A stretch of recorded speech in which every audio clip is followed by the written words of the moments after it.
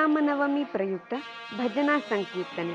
ದಕ್ಷಿಣ ಕನ್ನಡ ಜಿಲ್ಲೆಯ ಬೆಳ್ತಂಗಡಿ ತಾಲೂಕಿನ ಮದ್ದಡ್ಕ ಶ್ರೀರಾಮ ಸೇವಾ ಸಮಿತಿ ಹಾಗೂ ವಿಶ್ವ ಹಿಂದೂ ಪರಿಷತ್ ಇವರ ಸಂಯುಕ್ತಾಶ್ರಯದಲ್ಲಿ ದಿನಾಂಕ 17 ಏಪ್ರಿಲ್ 2024ರಂದು ರಾಮನವಮಿ ಭಜನಾ ಕಾರ್ಯಕ್ರಮ ಜರುಗುವುದು. ಬೆಳಗ್ಗೆ ಶ್ರೀ ರಘುರಾಮ ಭಟ್ ಇವರಿಂದ ಗಣಪತಿ ಹೋಮ ನೆರವೇರಿತು.